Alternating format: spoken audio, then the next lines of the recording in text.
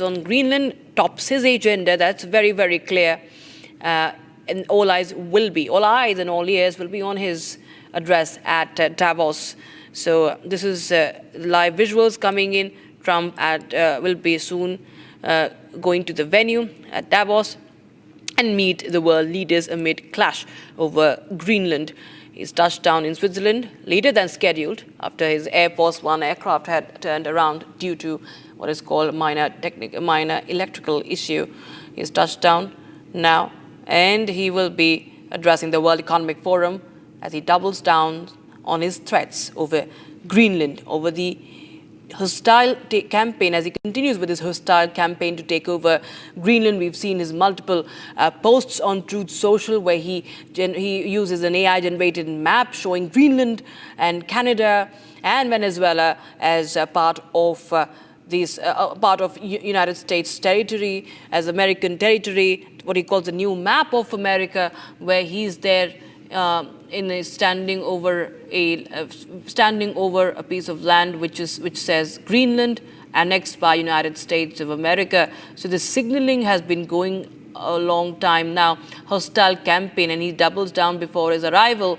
And now all eyes will be on what he says in this address today, which will be happening in a short while from now. Trump has touched down in Switzerland, and his insistence on seizing the Danish territory has stunned his longtime U.S. allies, scrambling to respond now. And in fact, the Canadian Prime Minister Mark Carney had warned the world that it was in the midst of rupture, that the world is in midst of a rupture. The Canadian Prime Minister has also warned ahead of his arrival. Trump will be expected to speak shortly. And this is the breaking news we have right now. And visuals coming in from Zurich, and we expect him to speak in an hour or two. Trump's address will have all eyes. He will be traveling to Davos from Zurich via a helicopter. That's what we know so far. So he has touched down on Zurich, and now he will be. In fact, there's a lot of resistance that is coming in, a lot of protests also happening in Davos, not to forget. There are a lot of protests that are happening. A lit-up sign has been put up over Davos that reads, "No Kings," because there are tensions over Greenland that persist. And the Ukraine issue also remains one at the forefront. And we will continue to get you more details on that. In fact, viewers, one of the top allies, Emmanuel Macron, has called out Donald Trump's bullying as European leaders unite to prepare for a showdown with the US president over his demands for Greenland. And as Trump doubles down on his demands for the Danish sovereign territory and exacerbated his threat of tariffs on allies who opposed the move with the shocking reveal of private texts he had received from Macron and other world leaders, the French president now says that the European Union should not bend to the law of the strongest and should resist what he calls the new colonial approach. Macron saying he will not join the Board of Peace? Oh, did he say that? Well, yeah. Nobody wants him because he's going to be out of office very soon. So, I'll put a 200% tariff on his wines and champagnes and he'll join. But he doesn't have to join. But we do prefer respect to bullies. The world's two biggest leaders, U.S. President Donald Trump and French President Emmanuel Macron, were seen bickering. The fight started just before the World Economic Forum in Davos, when Trump invited President Macron at Board of Peace, which will aim to restore peace in Gaza and other war-affected areas. However, the French president rejected the invitation.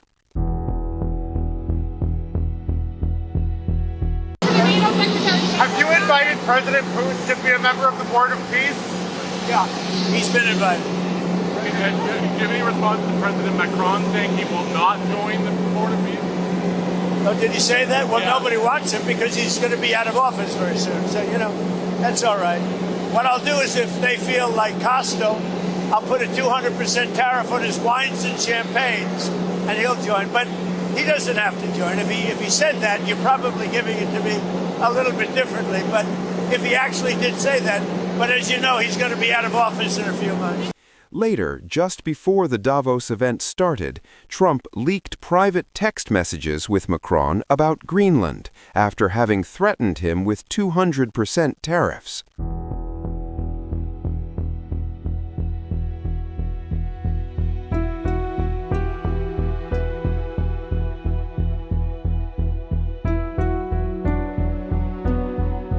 President Macron had to respond to Trump, and he did, on stage in front of world and business leaders. This is as well a shift toward a world without effective collective governance, and where multilateralism is weakened by powers that obstruct it or turn away from it, and rules are undermined. And I can multiply the examples of international bodies weakened or left by the key economies. And when we look at the situation, it's clearly a very concerning time, because we are killing the structure where we can fix the situation and the common challenges we have. Without collective governance, cooperation gives way to relentless competition. Competition from the United States of America through trade agreements that undermine our export interests, demand maximum concessions, and openly aim to weaken and subordinate Europe, combined with an endless accumulation of new tariffs that are fundamentally unacceptable, even more so when they are used as leverage against territorial sovereignty. Faced with the brutalization of the world, France and Europe must defend an effective multilateralism, because it serves our interests and those of all who refuse to submit to the rule of force. Obviously, France and Europe are attached to national sovereignty and independence, to the United Nations and to its charter. And it's not an old-fashioned way to live multilateralism. It's just not to totally forget what we learned from the Second World War and remain committed to cooperation.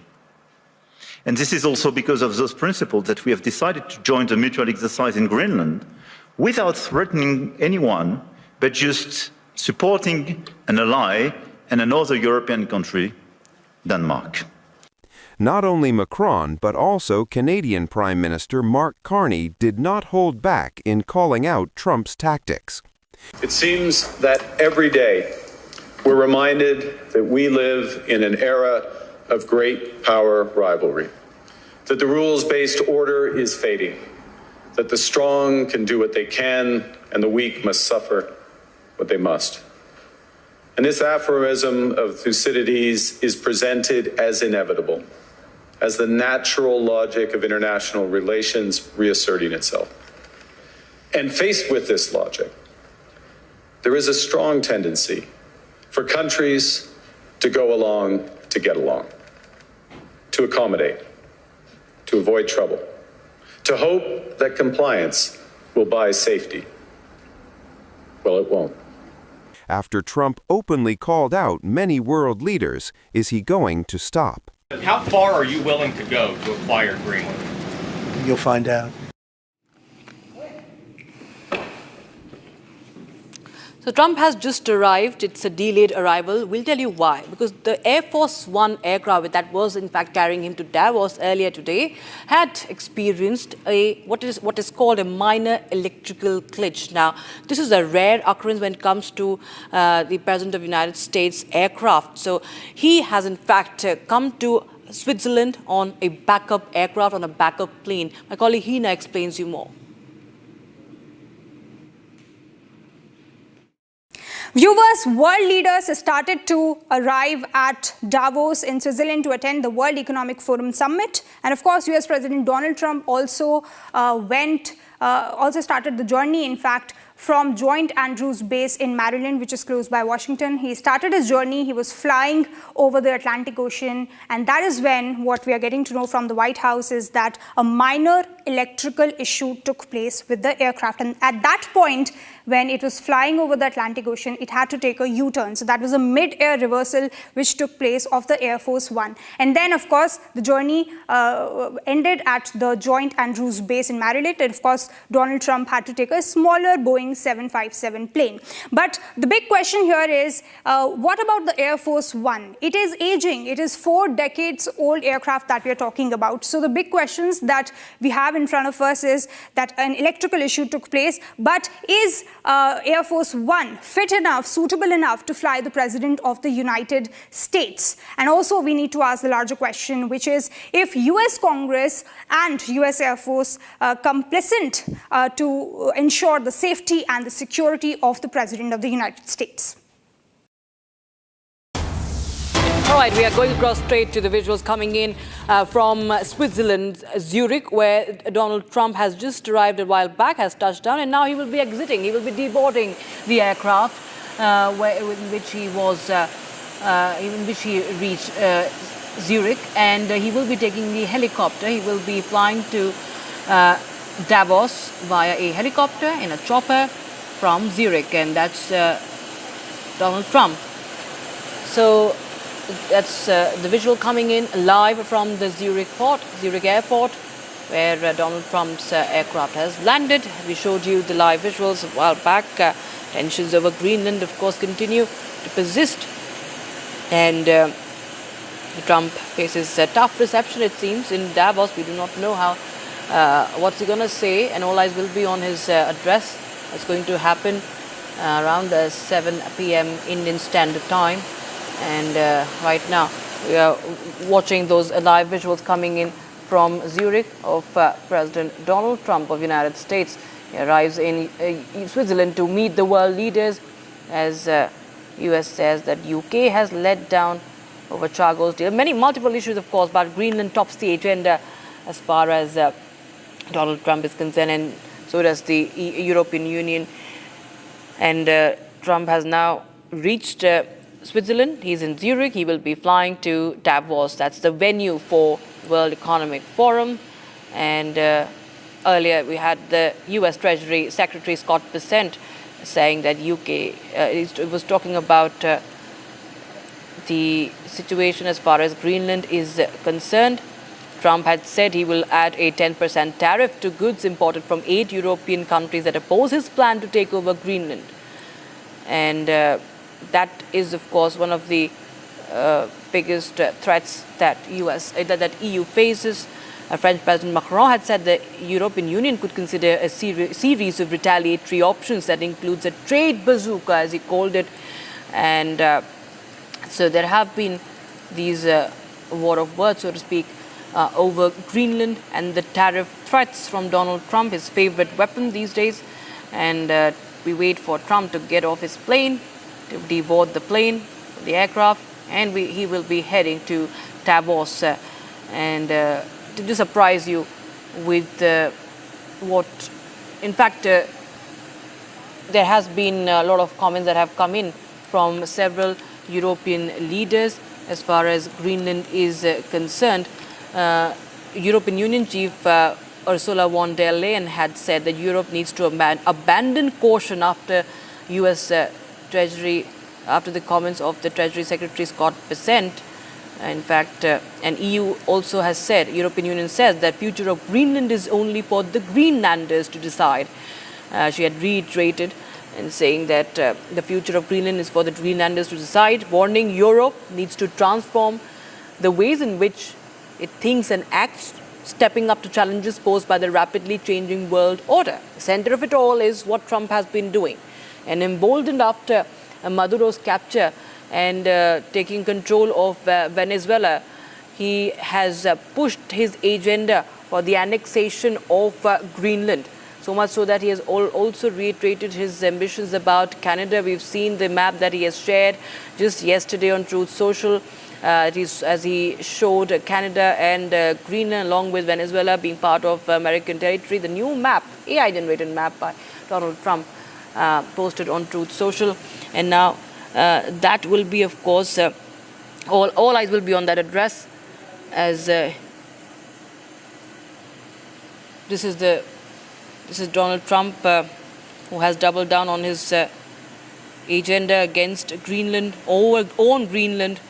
And there have been a series of meetings also planned with Donald Trump of different world leaders. Trade talks also important. In fact, EU says that it's time for engagement, not escalation. And the European Commission also has made Trade Commissioner Sefcovic has met the US trade representative also in Davos just a while back. And Witkoff, meanwhile, will be meeting Russia's Putin for talks on Ukraine, focusing on what he calls land deals as well.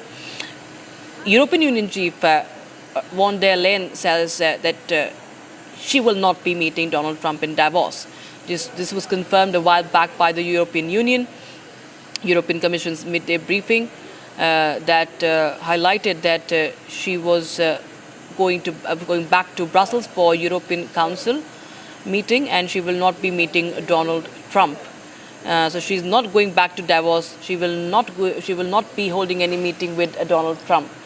And that's the breaking news we have right now. As we're getting you more and more updates, he's reached Zurich. Donald Trump has reached Zurich. It was a delayed trip to Davos. His stand-in plane, the Air Force One. This is the backup plane that has carried him to Zurich. And he will be addressing the World Economic Forum very, very soon. His main plane, Air Force One, was forced to abort its flight to Switzerland and turn back after what officials describe as a minor electrical issue. And that's the update we have. We're waiting for Donald Trump to exit from the plane. I think we're getting in the visuals. There's some movement inside the aircraft, and we'll soon see President of the United States deboarding from the aircraft. So there's lots happening. There's a lot of build-up by the European leaders as well, as we've witnessed the comments that have come in, even not just from the European leader, but also from the Canadian leader, Mark Carney, as well. My colleague Ishita joins us live on the broadcast for more. Well, Ishita, all eyes are on Donald Trump's address at the World Economic Forum. Greenland tops his agenda. A lot of protests also going on as far as Davos is concerned against Donald Trump. And the question, of course, remains on will he not just double down but triple down on his agenda on Greenland? And what are the European leaders going to do about it? Ishita.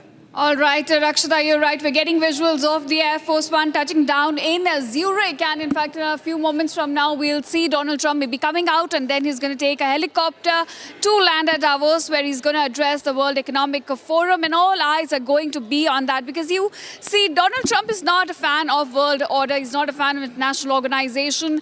With him, it's highway or my way. So, we're going to be looking at this address that he's going to be addressing, in fact, at World Economic Forum. And the big question is around the debate going on over Greenland and Denmark. We have seen Donald Trump aggressively asserting U.S. control, saying that if U.S. does not take over Greenland, it is China, it is Russia that's going to take over. And it is very important for the security of the United States that, in fact, the U.S. takes over Greenland. That's a big debate that's going on right now. You see, in fact, at this point, we're witnessing a global churn. European nations are trying to navigate how to deal with this president who is so unpredictable, who is, time and again challenging the transatlantic ties, the relationship that have been going on for decades. In fact, we've seen on Greenland itself, Donald Trump has threatened tariffs on NATO nations, saying that if do not go ahead with the deal or they do not support the deal, this is what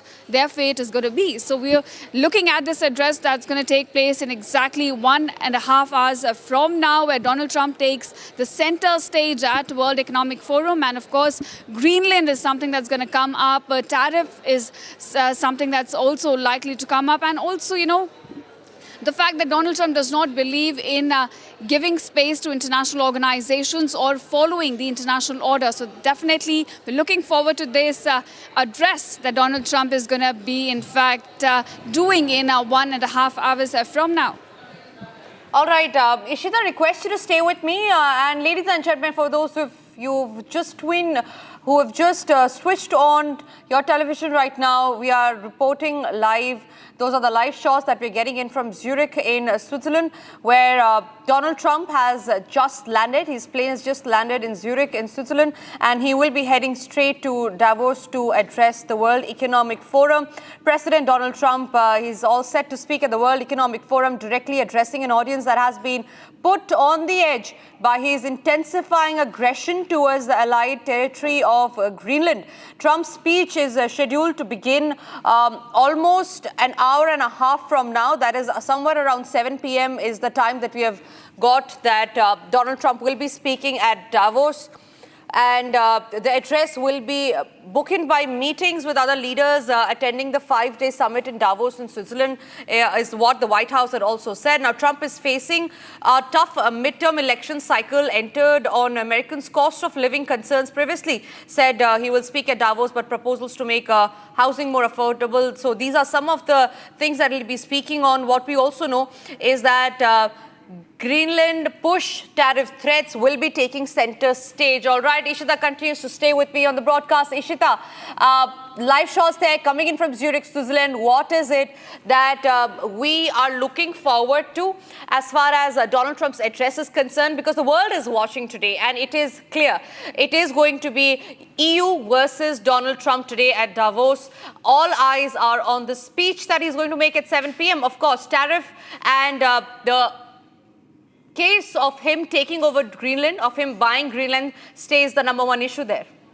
Right, of course, those are the issues that are going to take a center stage when Donald Trump takes to dais at World Economic Forum in Davos exactly 1.5 hours from now. You know, the big question is, when we look at Donald Trump, we're not expecting something that's going to go aligned with traditions. You know, he's a rule breaker. He's somebody who comes out and tells you that this is what I want. And this has been his foreign policy. In fact, if there is a foreign policy for the United States right now. So when we talk about his address, you see, it comes at this point when European allies, they're trying to navigate how to deal with this president. They're trying to find out how do we maintain a stable relationship with the United States when it is coming all out on even allies. It is not sparing anyone. Even when we talk about India, you know, all over the world, we're looking at countries trying to navigate their relationship with President Trump, who says the relationship will only work if I'm going to get something in benefit. If it goes my way, this is the only way I'm going to maintain relations. We've seen what happened in Venezuela. We've seen what happened in Iran. This man does not has any respect for international order. He went into Venezuela, conducted the strikes, captured, or in fact, if I may call it, abducted the president, Nicolas Maduro, and then got him and his wife back to US. There's a case going on against the two leaders. So we're looking at something really unpredictable at this point when he takes center stage and talks about Greenland or even the tariff threat, because he's sparing no one clearly. He's not following the world order. He has no respect for the international norms. And in fact, the world order that we have known, you know, let's say post 1945, post the end of Second World War, and then after the fall of Berlin Wall in 1990s, it's absolutely going to change, you know. And this is one speech, in fact, where we could get some highlight of how Donald Trump is going to take action over Greenland, because he's already said that military action is on the table, which means he could also take on allies when it comes to Greenland. He's not going to budge when it comes to the issue of that Arctic island and the security of the United States. So we're expecting something unpredictable. And of course, it's Donald Trump, so you cannot say that this is the line he's going to toe. It's Donald Trump's, of course, all eyes are going to be on him when he addresses World Economic Forum. And of course, specifically, European allies are going to be listening very closely as to which way he's going to go. Absolutely. Ishita, stay with me. And like we're just showing you the visuals, any moment from now, Donald Trump will be coming out of the plane. What we do know is he will be taking a chopper from Zurich straight to Davos. 7 p.m. is the time that we are given, wherein he will be addressing the World Economic Forum. Ishita, do you think with the issues of Greenland and acquiring Greenland and him facing a lot of pushback, be it from Emmanuel Macron or the UK, do you think that there is a possible urgent diplomatic intervention that Trump could possibly face as far as his speech is concerned in the World Economic Forum today? I'm sorry, I didn't get your question. Could you just repeat the last point? Yes, Ishita, do you think there will be an urgent diplomatic intervention which will be awaiting Trump today while he's making his speech at Davos, keeping in mind how he's going all cats and dogs to take over Greenland? Do you think that there'll be an urgent diplomatic intervention there as well from EU? All right. There will definitely be some attempts by European leaders to try and reconcile with Donald Trump, to bring him on the table, to negotiate and to have a talk, because we're talking about Greenland, who comes under a NATO nation, Denmark, right? So they do not want to risk the transatlantic ties that have been going on for decades, the US security umbrella that they have been working under, right? They don't want to lose that factor. They don't want to lose their security net with the United States. But the question is Donald Trump willing to come on that negotiating table? Is Donald Trump willing to even consider the diplomatic efforts that will be made from the European allies? Well, it doesn't look like so, because Donald Trump, as I said before, does not, follow international norms, does not go according to the set traditions. For him, everything is transactional. A lot of experts call him businessman first and president next. So this is how he works. It's going to be very transactional. If it's about Greenland, it's about Arctic security, it's about those access to minerals and the rich resources that come out of that island, then US says if it needs it, right? What we could also see is that European allies may be coming on. Stay with me. Live visuals there coming in from Zurich, Switzerland, where Donald Trump has just come out of his plane. He will be heading to Davos to address the World Economic Forum. First visuals there on your screen. Top European officials, remember, also planning to use this week's annual summit of global elites as their staging ground for averting a fast-blooming crisis that he has put the continent on edge and may now even threaten the survival of its 7-decade alliance with the United States. 3 people familiar with discussions have also said about this. All right, let's listen to what Donald Trump is saying.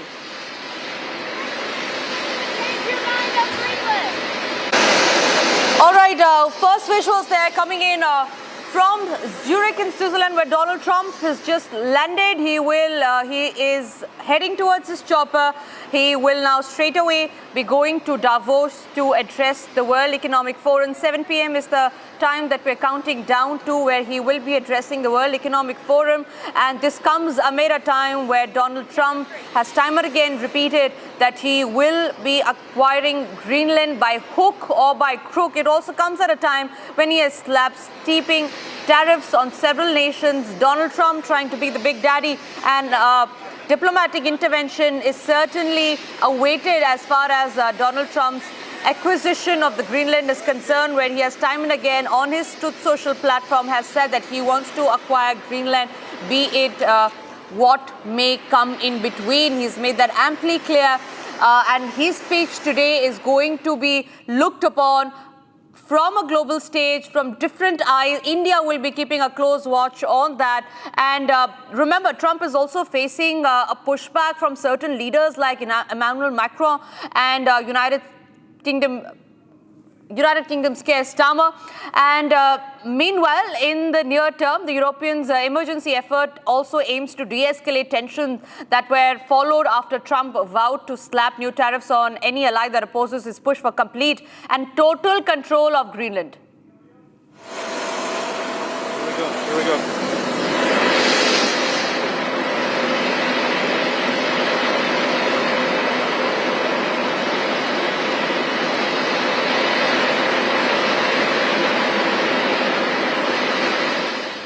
All right, visuals there coming in of Donald Trump. Remember, the European Union will be pushing back Donald Trump as far as his claim, as far as his ambition on acquiring Greenland is concerned. It is also about trying to divert the president generally from his campaign for Danish territory. And India will be keeping a close watch on that. Among the parts that Donald Trump advisors and Western diplomats have focused on are expanding existing treaties that allow the United States to place military bases and other resources on the island, along with adding commercial and economic arrangements. Such an outcome, ladies and gentlemen, would include some type of signaling ceremony that would allow the president to showcase an accomplishment, according to the people that were familiar with the matter. All right, Ishita still continues to stay with us on the broadcast. Ishita, Donald Trump is certainly facing a lot of pushback, and there is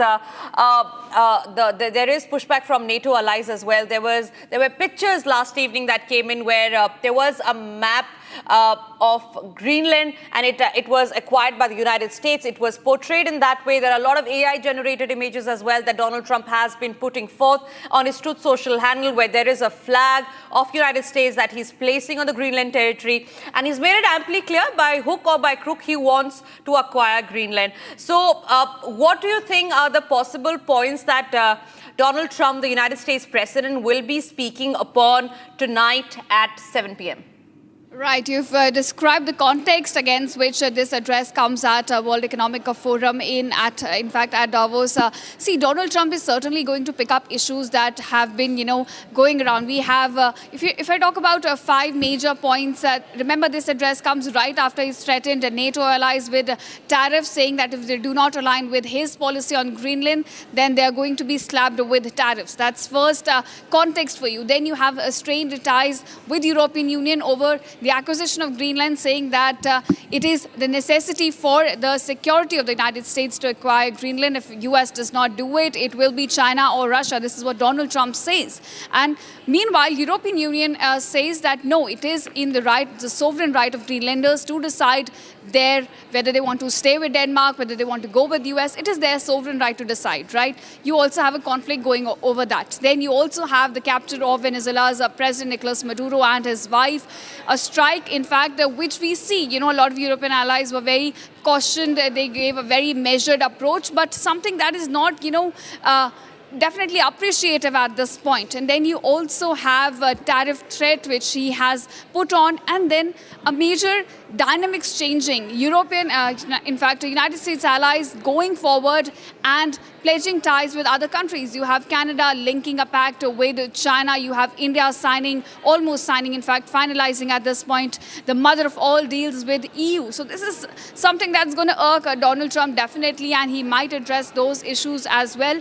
And if you look at this address, it's not only for the international audience. Even on domestic front, Donald Trump is facing a lot of pressure. You have midterm elections coming in the United States. The inflation right now is high. The cost of living is going up. And this is despite the fact that Donald Trump came to power on the plank that he's going to fix the economy of the US, he's going to bring down the inflation, and he's going to make it more affordable for the Americans. But at a time when there is a global churn, even domestic front, Donald Trump is facing a lot of pressure. So he might want to also address through this, in fact, stage his domestic MAGA base. And through that, he could also, be more aggressive on Greenland. We have seen a lot of his supporters have been supportive of his stand on Venezuela or Greenland. So he could also be a little more aggressive on that, owing that push and giving more to his MAGA base. We're looking at these issues he's going to touch upon while addressing at the World Economic Forum. And of course, there are going to be 2 audiences for him. Domestic audience is MAGA base, where he's losing out on popularity, on approval ratings, and also the global audience who's going to watch it very closely as to what next step could come in from President Trump, who's been very unpredictable with his foreign policy so far. Absolutely. Ishita, stay with me. We go full frame to the pictures that have just come into our newsrooms as far as Donald Trump's visit to Davos is concerned. This is his moment when he landed in Zurich in Switzerland, and he has already boarded the chopper. He is now en route Davos. 7 p.m. tonight is the time. It's an unmissable broadcast which will be streaming live on Republic's YouTube handle as well. And just to put into context, ladies and gentlemen, there have also been early discussions about suggesting the 1951 agreement, about the recognition of that between the United States, Denmark and Greenland, to clearly state that there would be no Chinese investments in Greenland, is what analysts have also said. And while Denmark has shown little inclination to giving up its territory, there are some senior Trump administration officials who have worked over the past several weeks on a proposal to purchase the island, is what sources close to Donald Trump have said. Now, Donald Trump, who's en route Davos, had also told reporters before leaving that he'll hold a series of meetings on Greenland while there, predicting that he'd strike a deal that's very good for everybody. The key word here, ladies and gentlemen, where Donald Trump has said that he will be striking a deal which will be very good for everybody. Now, he claimed that NATO would be very happy and that Greenlanders who have protested threats of American will be also thrilled about it. Now, even as we speak about NATO going against Donald Trump, this is despite Trump's sunny projections that he has continued to double down on his demands, insisting again that he needs Greenland. And asked how far he was willing to go to gain control of the Arctic island, Trump said, and I quote, "You'll find it out." But before suggesting, he took a look at all the alternative options that the United Supreme Court rules against his use on tariffs. So that's also a key decision that also falls in line with Donald Trump's speech at Davos. In fact, the White House spokesperson had also given out a statement where she had said the United States' acquisition of Greenland as a potential boon for NATO, arguing that it becomes far more formidable and effective with Greenland in hands of the United States, and Greenlanders would better served if protected by the United States from the modern threats in the Arctic region. All right, Ishita still continues to stay with us. Ishita, even as we speak about how all the global leaders will be keeping a close watch on Donald Trump's speech at Davos tonight at 7 p.m. Talk to us and give us a context about how Trump's speech at Davos today is also going to be very important for India, because we are also looking forward to that. Right, of course, we've seen, ever since Donald Trump came to power, there was a lot of optimism about Trump coming to power before the elections happened. But we see right after he was elected as the president, the script is sort of flipped, because the situation and the ties between the two countries have not been very stable, despite several rounds taking place of negotiations for that much anticipated trade deal. We've not seen that getting finalized. And we also see Donald Trump becoming very aggressive against India when it comes to India buying oil from Russia. We have seen 50% tariffs still remain on New Delhi, imposed by the US. And we've also seen, Donald Trump has not been a fan of India's growing ties with, in fact, Russia. So, of course, the ties between the two countries have not been very stable, even when it comes to India-Pakistan conflict. Donald Trump repeatedly has made false claims that it was him who actually mediated the conflict between the two countries back in May, but that has not been true. New Delhi has refuted those claims, and time and again, that issue has come up between the two countries. So certainly, the ties have not been very stable, despite the two sides, of course, also sending messages of appreciation for each other. We've seen Donald Trump calling Prime Minister Modi his dear friend, a good friend, a tough negotiator, time and again. So yes, despite the words of appreciation coming in from both the sides, and New Delhi, trying to maintain this balance, trying to stabilize its relationship with Washington, the ties between the two countries have not been stable. So yes, New Delhi is also going to be looking at that speech, because remember, we are also, in fact, at the receiving end of 50% tariffs from the US. Absolutely, Ishita. In fact, when we're speaking about the pushback that Donald Trump has got from the European Union or from other leaders like Macron, and like you were also pointing out, that India-United States relationship are not as it was before. And when we're talking about tariff as well, now Trump has always reiterated that Greenland is important for the security of the United States. Again, what does he really mean when he's trying to say that Greenland is important for United States security? And all those who are against him, he's become the big daddy. He's gone ahead to arm twist certain leaders, certain countries, and said that if whatever he says is not followed, there will be steeping tariffs that will be slapped. India was also one of those countries. So India, again, like you said, will be keeping a close watch on that. And talking about Greenland, there's also another issue that had also come into light. It was about, of course, the steeping tariff. The United States court had also ruled out on that. So Donald Trump, of course, has a pressure also from the United States court as far as his ruling on tariffs is concerned, as far as his slapping tariffs is concerned. When we talk about that, how is India looking forward to the tariff that he's slapped on several nations, keeping in mind that he wants to become the big daddy and wants to arm twist everybody who does not follow what he says? Right, of course. Tanisha rightly quoted it, saying that US and Trump, in fact, at this point wants to become the big daddy in the US, wants to be the policeman in the world and wants to dictate every nation as to how they should go about the world order. And at this point, we're seeing that Donald Trump is going to address the World Economic Forum. So definitely, India is also going to be looking at that speech very closely, as I mentioned before, because we already have 50% tariffs in place. But the big question here is that, there's a basic clause when you talk about NATO. That's the clause of collective defense, that any attack on one nation will be considered an attack on all the nations. And Donald Trump seems to be threatening that very clause, the very foundation of NATO, when he says that military action is not off the table when it comes to Greenland, basically acquiring Greenland. In fact, as you mentioned before, that what is it? What does he mean when he says that Greenland is very important or very necessary for the security of the United States? Well, it is about the strategic location of the Arctic island.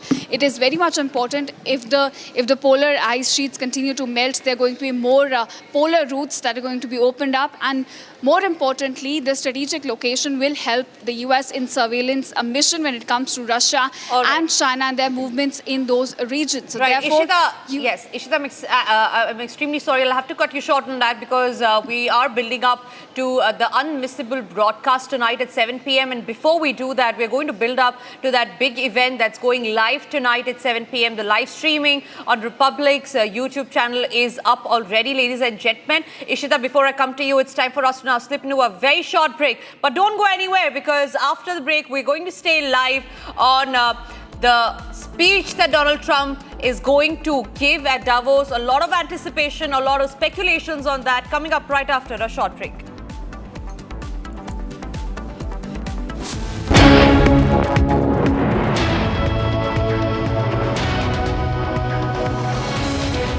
दादी के हाथों का जादू और खुशबू से महकता घर, माँ की मुस्कुराहट और खाने की सुगंध। MDH गरम मसाला, क्योंकि हर रिश्ता है स्वाद से जुड़ा। केसरिया से मन जोगी हुआ रे, दिल झूमे देखो मतवारा हुआ रे। केसरिया से मन जोगी हुआ। हर पल मनाओ केसरी त्योहार। विमल, बोलो जुबान केसरी। थोड़े में ज्यादा स्वाद, यही तो है इसकी खास बात। वाओ मामा, क्या स्वाद है। अरे मेरे राजा, राजा और pure masala.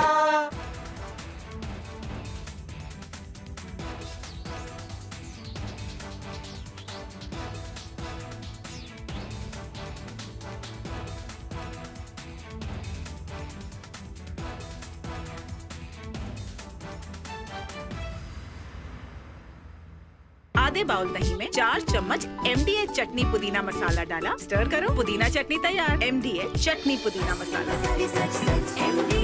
MDH।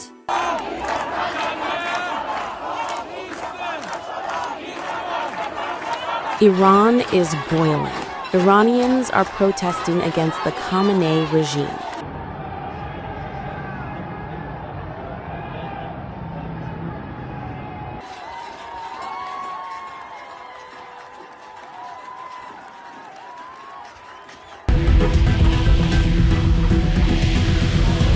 U.S. President Donald Trump has urged Iranians to keep protesting and take over institutions, and has assured them that help is on the way. Well, no, they're starting to, it looks like, and there seem to be some people killed that aren't supposed to be killed. These are violent, if you call them leaders, I don't know if they're leaders or just they rule through violence.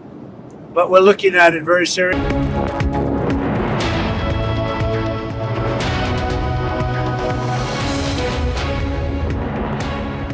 MDH की हल्दी मिर्ची धनिया करे कमाल, ये रंग दे, ये खुशबू दे, ये तीखा, ये कम पड़े, क्या निराला MDH मसाला। इसको घर पे लगाओगे तो शादी का तो पता नहीं, पर घर पक्का नहीं टूटेगा। रुंगटा नहीं तो घर स्ट्रॉन्ग नहीं। रुंगटा स्टील TMT बार एकदम सॉलिड। पहाड़ों में हाइकिंग स्टिक भी बन सकती है।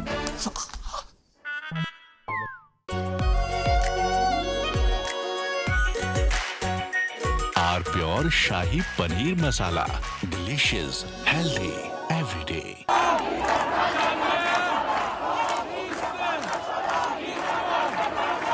Iran is boiling. Iranians are protesting against the Khamenei regime.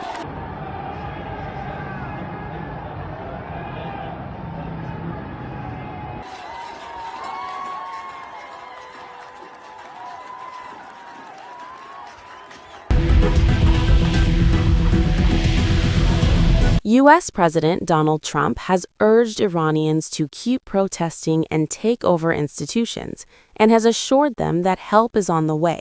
Well, no, they're starting to, it looks like, and there seem to be some people killed that aren't supposed to be killed. These are violent, if you call them leaders, I don't know if they're leaders or just they rule through violence.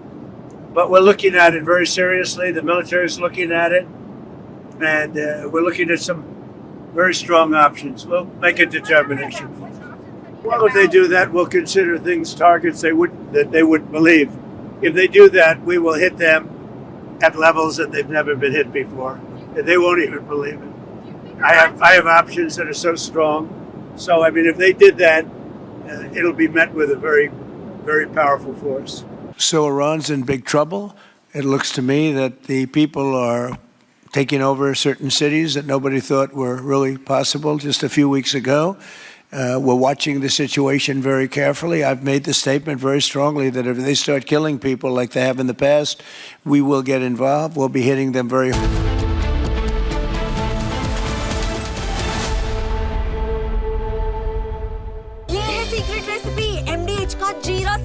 जीरा मसाला SIP SIP जीरा SIP MDH का जल्दी और जीरा SIP MDH का जीरा SIP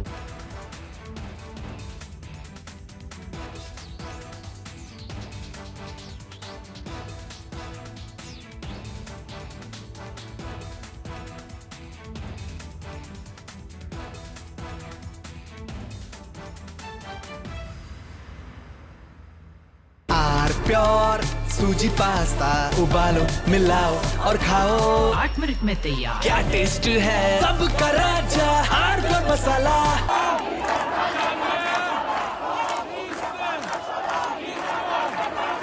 Iran is boiling. Iranians are protesting against the Khamenei regime.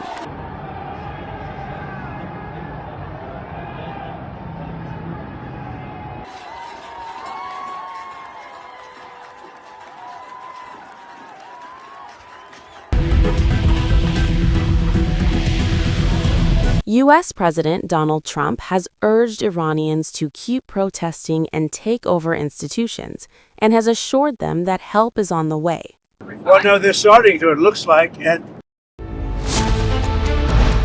as he bulldozes NATO and goes to war with Europe. Can Europe fight Donald Trump? Europe versus America at Davos. Arnab's debate at 8 p.m. थोड़े में ज्यादा स्वाद ये हित तो है इसकी खास बात वाओ मामा क्या स्वाद है अरे मेरे राजा राजा और मसाला केसरिया से मन जोगी हुआ रे दिल झूमे देखो मतवारा हुआ रे केसरिया से मन जोगी हर पल मनाओ केसरी त्योहार विमल बोलो जुबान केसरी ये है सीक्रेट रेसिपी MDH का जीरा सिप जल जीरा मसाला सिप सिप जीरा सिप MDH का जल्दी और जीरा सिप MDH का जीरा SIP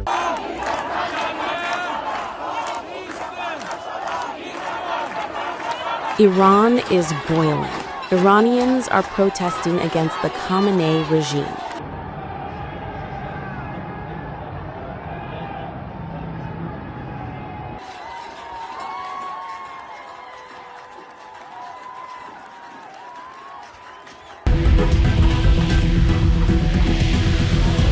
U.S. President Donald Trump has urged Iranians to keep protesting and take over institutions, and has assured them that help is on the way.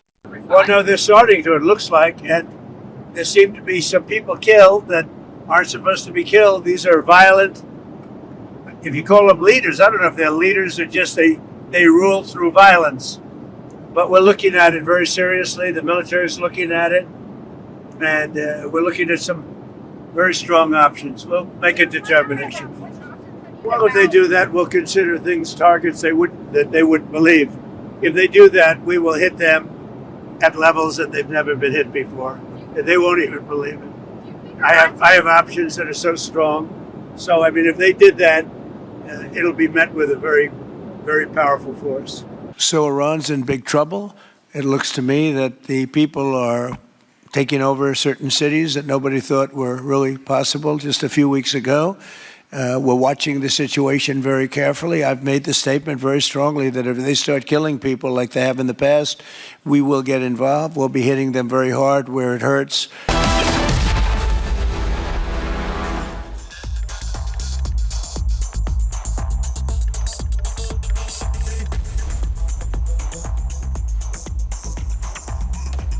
Very good evening, ladies and gentlemen. Thank you for staying with us. You are watching the latest edition of 6 Stories at 6 with me, Oyana Mitra. Over the next half an hour, I will take you through the details of those 6 stories that have dominated the headlines today. So here we go. First, a massive controversy over self-styled politically backed godman Avimukhteshwar Anand, and if at all his claims of being a Shankaracharya hold any truth or not. Second, Priya Sachdev's first appearance after months at Delhi's Patiala House Court amid the race for late Sanjay Kapoor's 30,000 crore legacy battle. That is our second story. Third, what TTV Dinakaran's comeback to the NDA just months ahead of the Tamil Nadu Assembly election means for the alliance. And then, viewers, we take you to Davos, where at the World Economic Forum, Union Minister Ashwini Vaishnav has pitched hard for India's artificial intelligence talent pool. And at Davos, it's a mega showdown between Europe and America over Trump's mission Greenland. We will build up to that very key address, which is scheduled at 7 p.m. this evening. And finally, Republic special shoot with the forces, our Jawans, as India gears up for Republic Day celebrations 2026. With that, let's get started. All right, viewers, our first story of the evening. The Prayagraj administration has issued a notice to massively controversial self-styled godman Avimukhteshwar Anand after he used the title of Shankaracharya during a recent event, sparking a row. This issue arose as the title Shankaracharya is traditionally associated with the heads of specific monastic institutions, and there are concerns regarding the legitimacy of its use by individuals not formally recognized by these institutions. Now, the administration has clarified that it was looking into the matter to ensure compliance with legal and traditional norms. But this Hindu seer, Avimukhteshwar Anand, has defended his actions, asserting that his use of the title was legitimate. He has even gone on to issue a notice to the UP government. Here's more on this controversy. A self-styled godman, a disputed title, and a political phone call that is raising eyebrows. The Prayagraj administration has issued a notice to controversial seer Swami Avimukhteshwar Anand Saraswati, questioning his use of the powerful and deeply symbolic title of Shankaracharya of Jyotish Peeth. The Swami has since stayed away from the camp, staging a sit-in protest instead. अतिक्रमण का मामला है, शिष्टाचार की तिलांजलि देने का मामला है, लेकिन यहाँ के प्राधिकरण ने ये सब परवाह छोड़ दी और छोड़ करके हमसे पूछा कि अपने नाम के आगे जगत गुरु शंकराचार्य क्यों लिखे हो। तो जगत गुरु शंकराचार्य हमने अपने नाम के आगे नहीं लिखा है, हमारा नाम ही अब जगत गुरु शंकराचार्य है। वो उनको अभी ये बात नहीं समझ में आई है, पता नहीं है। ये जो जगत गुरु शंकराचार्य है, ये ऐसा पद नहीं है कि यहाँ पर कोई बैठे तो जब तक बैठा है तब तक वो अमुक कहा जाए। ये जीवन पर्यंत के लिए अभिषिक्त आचार्य होता है, और जैसे ही इस पद पर विराजमान होता है वो आदि शंकराचार्य का स्वरूप हो जाता है। Citing a 2022 Supreme Court order, the Magh Mela authorities say that the dispute over who can legitimately use the Shankaracharya title is still sub judice. And until the apex court decides, using the title publicly could amount to contempt of court. The notice gives the Swami 24 hours to explain why the disputed designation is displayed prominently at his Magh Mela camp. But this controversy goes far beyond paperwork. On Mauni Amavasya, the Swami's palanquin was allegedly stopped en route to the Sangam, sparking heated arguments with the police. कारण बताइए हमको कारण बताइए। कोई भी नई परंपरा के लिए अनुमति देनी, नई परंपरा नहीं है, पहले से हमारी परिक्रमा होती रही है, उसके प्रमाण है हमारे पास। कोई अनुमति नहीं है जो नहीं, आप कह रहे हैं नई परंपरा नहीं है, ये परंपरा हमारी बहुत पुरानी है। वो चीज आप कोर्ट में दीजिएगा। वो बात आप फोन में रखिएगा। नहीं, आप कह रहे हैं ना कि नई परंपरा, तो आप किस आधार पर ये कह रहे हैं? वहाँ पे कोई अभी नहीं होती ना। क्यों नहीं होती है? रोज होती है, वहाँ रोज परिक्रमा करते हैं सनातन धर्म में। Authorities insist it was a matter of crowd control and law and order.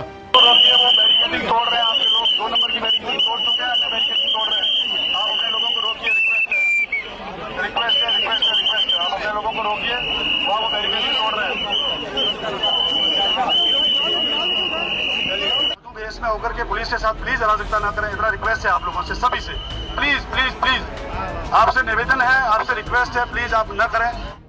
Then came the moment that set political circles buzzing. A phone call to Samajwadi Party chief Akhilesh Yadav. Narayan, कैसे हैं आप?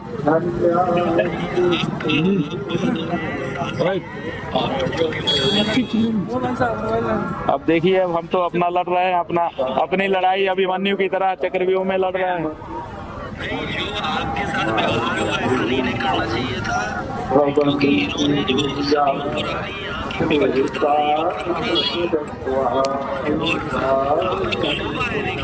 देखिए, जब कोई बच्चा हिंदू घर में पैदा होता है, हिंदू माँ बाप से, जन्मते ही उसका गंगा यमुना में स्नान करने का जन्मसिद्ध अधिकार हो जाता है। उससे उसको वंचित नहीं किया जा सकता। इन्होंने हमको संगम स्नान से वंचित कर दिया। कितना बड़ा संवैधानिक जो है इन्होंने प्रश्न खड़ा किया है कि क्या किसी हिंदू बच्चे को आप स्नान से वंचित कर सकते हो? कर दिया इन्होंने।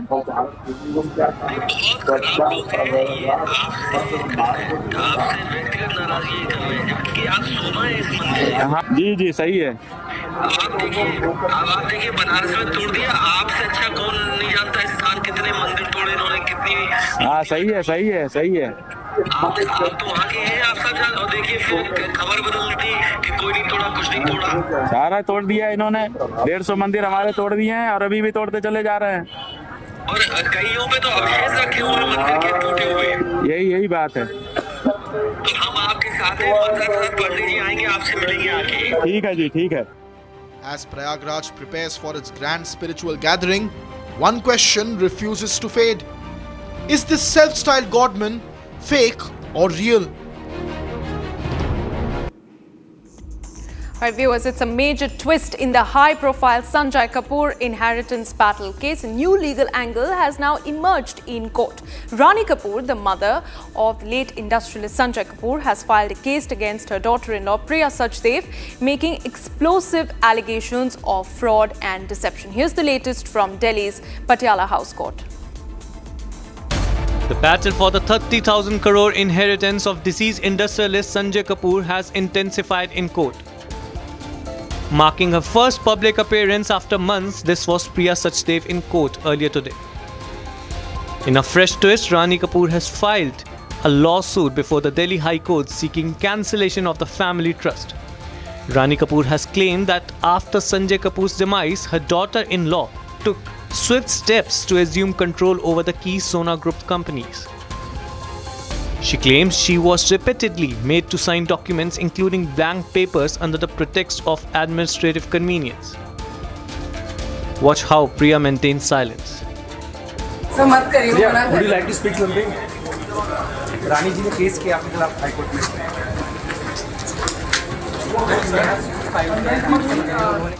In another statement, the plaintiff claims that she was under the blind curtains that her late son made exclusive beneficiary of entire legacy and estate. 2 lawsuits, a legacy worth crores, and one family. Who is the real heir? And ahead of the 2026 Tamil Nadu Assembly elections, AMMK chief TTV Dinakaran has rejoined the NDA fold, formally backing AIADMK leader E.K. Palanieswamy as the chief ministerial face for the alliance. This move is being seen as a strategic attempt to consolidate all anti-DMK votes in the state and revive the Amma politics in the state, as was seen during the era of J. Jayalalitha. Take a look. The battleground for polling is gearing up in the state of Tamil Nadu. with just 4 months left for the elections to happen, the 17th Legislative Assembly elections is going to be one of a kind, because there's multiple new parties, multiple new alliances, old alliances coming back together and old alliances breaking up as well. The main question here is, will these alliances actually make an impact in the upcoming elections? It's a new beginning, says TTV Dinakaran, as he's officially back in the NDA's fold in Tamil Nadu. I am very happy and I am very glad that I have rejoined NDA. Surely we are going to form our Amma's government in Tamil Nadu. After the announcement, Dinakaran met Piyush Goyal, who is BJP's election in charge for Tamil Nadu. Senior leader of the NDA, my brother Thiru Dinakaran has decided to come back to the NDA family. Thiru Dinakaran was with my father in the Rajya Sabha in the period 2004 to 2007, and since then I have seen his good work, I have seen his popularity, I have seen his leadership skills. With this move, the AMMK has ended years of political distance with the BJP. After the AIDMK split, a reunion, crucial ahead of the 2026 elections. And we are all brothers, we had fight. Now I have forgotten everything. See, in the interest of Tamil Nadu and the interest of my party, I have given up everything. Only my thought is, only there is in my mind that we should form NDA government in Tamil Nadu. In a social media post, Palaniswamy welcomed TTV into the alliance. Dinakaran then went to meet Palaniswamy at his residence, projecting unity within the opposition camp. The AMMK chief also revived the Jayalalitha's legacy pitch, now in a show-off demonstration of strength of the NDA. Surely we are going to form our Amma's government in Tamil Nadu, because in 2021, Honorable Amit Shah ji tried for this to bring Amma's government. Now he succeeded in it. Surely we are going to form Amma's government in Tamil Nadu. With BJP as the national anchor and AMMK as a regional vote consolidator, the idea is build a stronger, wider political front in Tamil Nadu. In politics, nobody knows what will happen today and what will happen tomorrow. But one aim for us is to bring back Amma's government again. It's the only aim we have now. And our leader, Mr. TTV Dinakaran, wants his cadres to get inside that victory in this election, because 21st itself we tried for it. This alliance reset changes the political geometry of Tamil Nadu. With TTV Dinakaran back in the NDA, the opposition chessboard in Tamil Nadu has been redrawn. After J. Jayalalitha's dad, TTV Dinakaran had split his party, which then made on to be the AMMK, which was in alliance with the NDA until 2 months back, and broke up because they did not get enough respect from their alliance leader, K. Edappadi Palaniswamy, who is the face of NDA in the state of Tamil Nadu. Now, taking away the differences between the AIDMK and the AMMK, TTV Dinakaran has decided to forego the issues that's been happening in the inter-party issues, while they were focusing on unanimously unifying the AIDMK as one. However, later he said that he did not want to be part of AIDMK, and that's the reason he split from NDA. Now, coming back to it, TTV Dinakaran has again joined the NDA alliance and saying that their only goal is to remove the DMK and the MK Stallin's family from its far. So we can look forward for an anti-stance DMK parties all coming together under the NDA banner. No, they are with BJP. They have to succumb to BJP's pressure. Anybody who had cases against them have to succumb to the BJP's pressure. Only then they can be saved. That is why. He wants to be with BJP. That he had expressed already. But Edappadi did not want him. Now Edappadi says, okay, it is okay with him. See, Edappadi has changed his stance. That also should be noted in this case.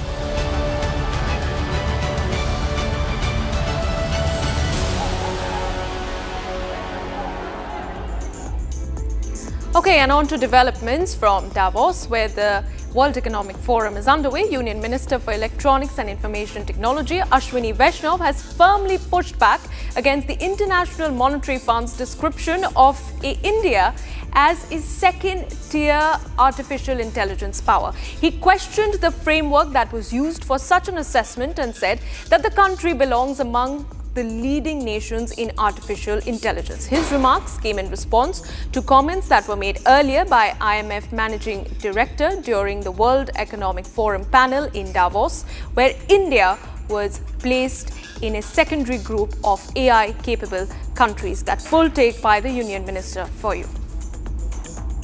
Panel discussion was taking place on AI and economy at Davos in Switzerland. That is when IMF chief suggested that India comes in the second grouping of AI power, which is that India is a second-tier AI power. That is when Union Minister Ashwini Vaishnav hit back at IMF saying that this is incorrect, this classification is incorrect, and that Stanford, which is a reputed institution, ranks India at the third position in AI preparedness. Listen in to what exactly happened at Davos. 95% of the work can happen with models which are 20 billion or 50 billion parameters. We are creating a bouquet of such models. We already have a bouquet of such models which are now being deployed in multiple sectors to increase the productivity, to increase the efficiency, to increase the effective use of technology. So our focus is very much on making sure that AI diffusion happens in a very big way.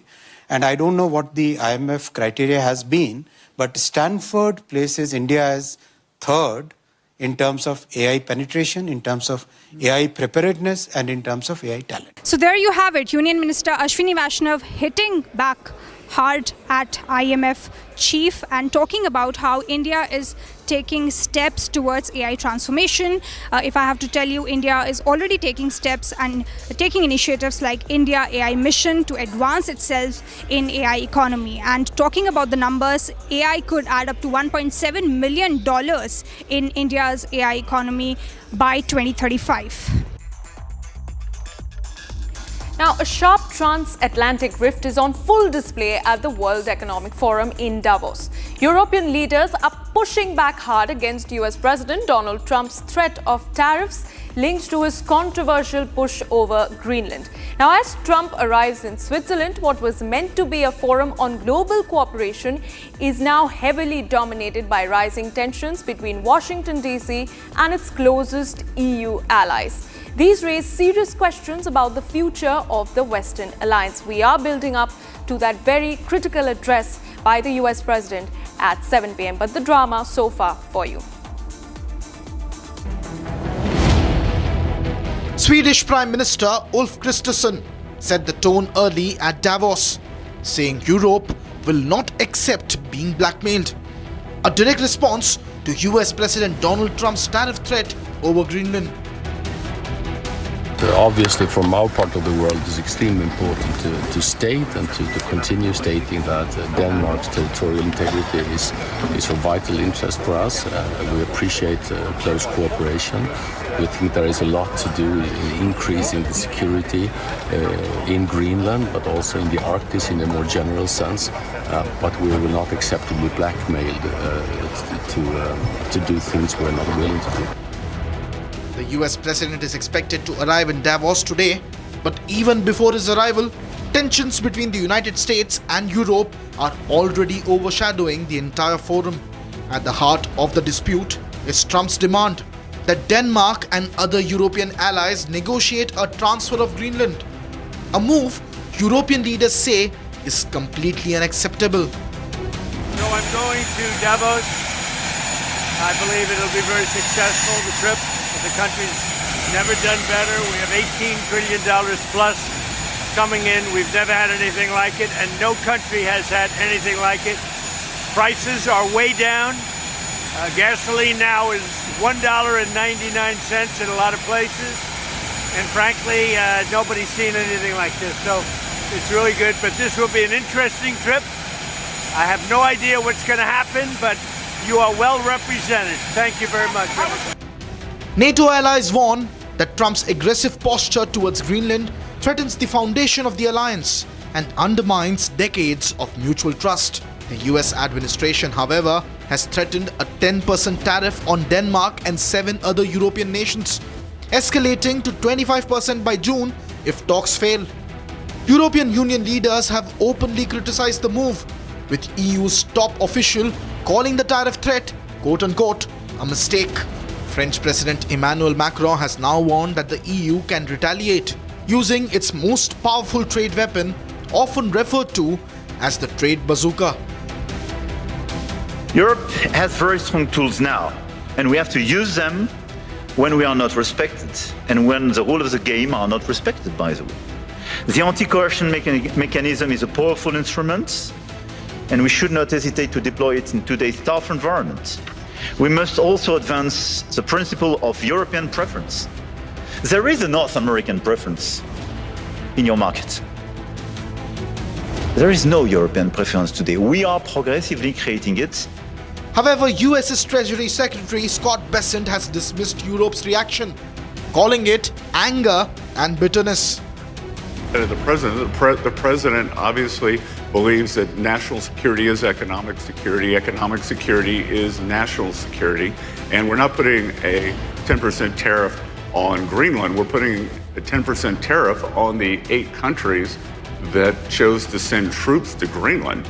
I mean, for those countries to activate their troops, I'm not sure what signal that's supposed to send. It seems pretty quixotic to me.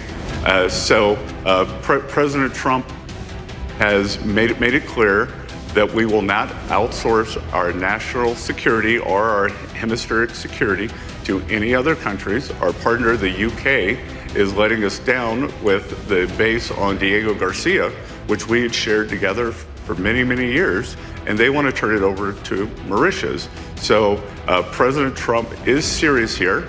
Just as I said after Liberation Day last year, I would tell everyone, take a deep breath. Do not have this reflexive anger that we've seen and the bitterness. Why don't they sit down, wait for President Trump to get here and listen to his argument? Because I think they're going to be persuaded. As leaders gather in Davos, the focus has now shifted from economic cooperation to confrontation. And finally, viewers, in a recent showcase of the Indian military firepower, Republic TV brings you this special shoot just ahead of Republic Day celebrations, which showcase India's growing military strength, from tanks and artillery like the T-90 Bhishma, Arjun and K-9 Vajra, to advanced systems like the Nag, like the BrahMos and the Akash missile. We also spoke to officers behind these weapons to understand what it takes for our forces to operate them, which gave us a clear glimpse into India's operational readiness and the power of Atmanirbharta. Now this vehicle is of Take a look.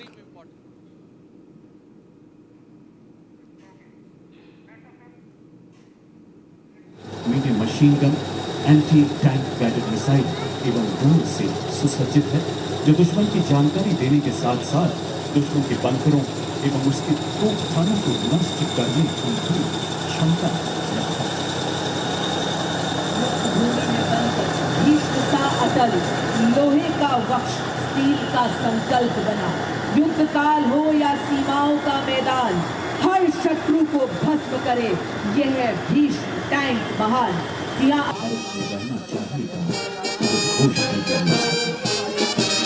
और अब मन की तरफ अग्रसर operation सिंदूर में का नाम है दुनिया के शिखर पर वार करने वाले 3 ऐसे योद्धा जिन्हें वीर चक्र से जिसकी स्थापना 1953। All right, viewers, that's all that we had for you in this edition of 6 Stories at 6. But do stay on with us, because from 6:30, it's Republic TV special coverage as we build up to that address by the US President at Davos. Thanks for watching.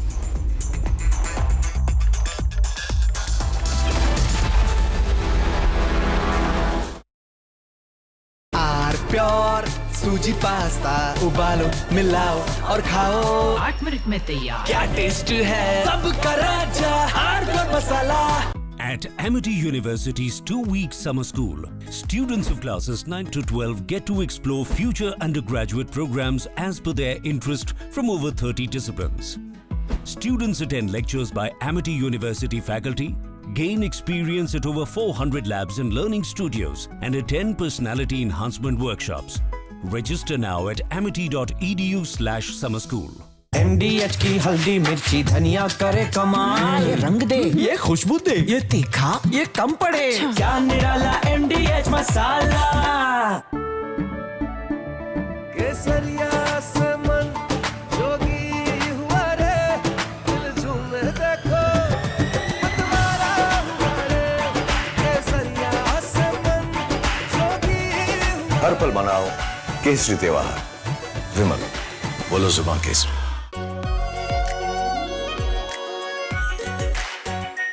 Are pure shahi paneer masala, delicious, healthy every day.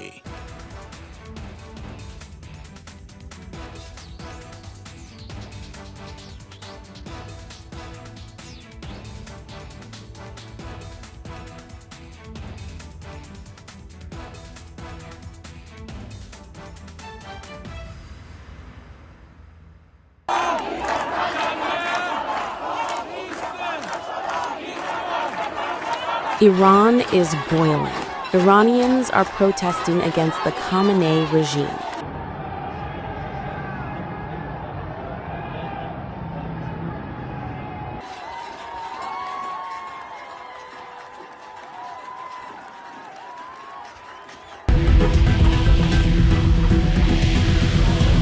U.S. President Donald Trump has urged Iranians to keep protesting and take over institutions, and has assured them that help is on the way. Well, no, they're starting to, it looks like, and there seem to be some people killed that aren't supposed to be killed.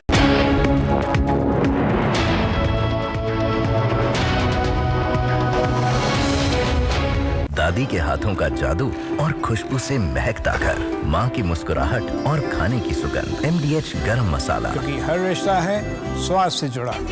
इसको घर पे लगाओगे तो शादी का तो पता नहीं, पर घर पक्का नहीं टूटेगा। रुंगटा नहीं तो घर स्ट्रॉन्ग नहीं। रुंगटा स्टील TMT बार एकदम सॉलिड। पहाड़ों में एक हाइकिंग स्टिक भी बन सकती है। आर प्योर सूजी पास्ता, उबालो मिलाओ और खाओ, 8 मिनट में तैयार। क्या टेस्ट है, सबका राजा आर प्योर मसाला। केसरिया से मन जोगी हुआ रे, दिल झूमे देखो मतवारा हुआ रे, केसरिया से मन जोगी हुआ। हर पल मनाओ केसरी त्योहार। विमल, बोलो जुबान केसरी। अब छोलिया हो या लोबिया, सफेद चने या काले चने, सब कुछ मजेदार बने। MDH।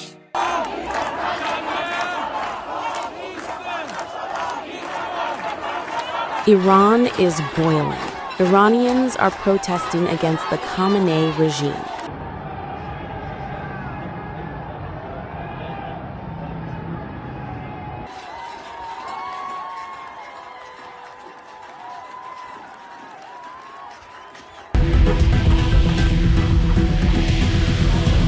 U.S. President Donald Trump has urged Iranians to keep protesting and take over institutions, and has assured them that help is on the way. Well, no, they're starting to, it looks like, and there seem to be some people killed that aren't supposed to be killed. These are violent, if you call them leaders, I don't know if they're leaders or just they rule through violence.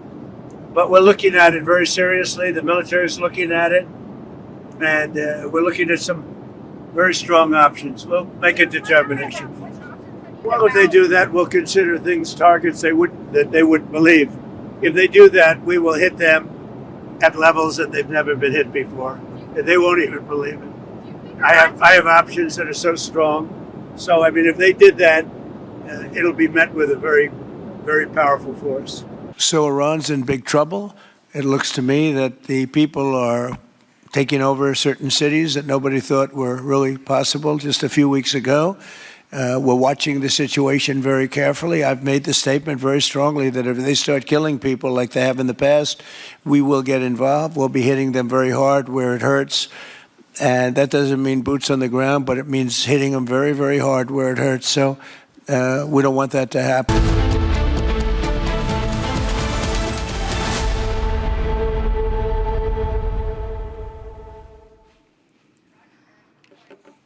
All right, viewers, these are live visuals coming in from of US President Donald Trump in Zurich as we build up to that key address by the US President at the World Economic Forum in Davos. In just about half an hour from now, we expect him to deliver his opening remarks. Now, as the World Economic Forum in Davos unfolds amid escalating US and EU tensions, we have seen a growing unity from European leaders in opposing President Trump's renewed push to acquire Greenland. They have framed it as a threat to Greenland's sovereignty, international law, and transatlantic alliances. So far, we have seen a string of European leaders, from the French president to the to the Danish president and the chief of the European Union, Ursula von der Leyen, give their opening remarks about Trump's repeated push to acquire Greenland. In half an hour from now, we expect the US President to respond to the remarks that have been made by the European leaders. Their statements essentially emphasize solidarity with Denmark and Greenland, rejection of the bullying tactics, as they say, like tariffs that have been threatened by President Trump, and calls for collective Arctic security without any US annexation whatsoever. Now, this rhetoric has also intensified in the lead up to Trump's scheduled address, as we expect at 7 p.m., with all European leaders essentially warning of potential retaliation and a downward spiral in relations between the West and the European Union. And to give you more details about what Trump has said so far, ladies and gentlemen, in the aftermath of Maduro's capture, Trump essentially went on to publicly state that the annexation of Greenland was important for the national security of the United States of America. And in response to that, European leaders have come together in a defiant stance against what they call bullies and a shift towards a world without rules. As we stay with those live pictures, viewers, this moment I'd like to bring in my senior executive editor, my colleague Abhishek Kapoor, who will give us more details about what to expect at Davos. Well, what to expect, Oyana? I think what we should expect is whether Donald Trump, the US president, is going to declare war on Greenland, war on Denmark, and hence war on Europe, and hence war on NATO. That's what we should be expecting. Nothing less, nothing more. Whether Donald Trump, in his address from Davos, is going to read the riot act to Europe and double down, as they say, on his claims to Greenland. Remember what he has said, there is no going back. He has, just before he started for Davos in Switzerland from Washington, D.C., Joint Base Andrews, although of course it was not without glitches, without physical and geopolitical glitches, so to say, ahead of his trip. There was some electrical issue with Air Force One, because of which it had to fly back to Joint Base Andrews and then again flew off. Now we are seeing him arriving just in time for his 7 p.m. address, 7 p.m. Indian Standard Time. That's going to be about 2:30 p.m. Davos time. He has already arrived. We are getting these pictures. He would be there, serenaded by the WEF President Borje Brende, and he's going to be making an address. Remember, this is the build-up has been nothing short of a war of words, so to say, between European leadership and the United States. We have seen European leaders finally get some spine, and we will get voices over the next 1 hour before Trump starts speaking. It could be about 7:15 p.m., if not 7 p.m., because remember, he's running a little behind schedule. And so if you look at it, we have seen Europe finally getting some spine. We have seen the likes of Emmanuel Macron, Keir Starmer, and Donald Tusk of Poland, and Giorgia Meloni of Italy, among others, really talk back at Trump, including Mark Carney of Canada. If not directly at Trump, they have been talking back at United States. If not talking back, they have been at least showing some semblance of self-respect in terms of deterring or trying to deter United States with words, if nothing else. Not just words, in fact, if you look at it, build up to the Davos was so the European countries, 8 countries sending a military expedition, all of 50 soldiers, just a platoon strength or 2 platoons, but still making a statement of sorts there by sending those soldiers to nuke in Greenland on a military expedition. Trump, of course, hit back with 10% tariffs. I think this was just a ping pong happening between a transatlantic ping pong, in fact, between Washington, D.C. and Brussels. And Trump has threatened that those tariffs can go up to 25% beginning June if another round of military misadventures. Yes, 2 platoons is misadventure for Trump, coming as it does from Europeans, but the Europeans, they're showing some spine. Some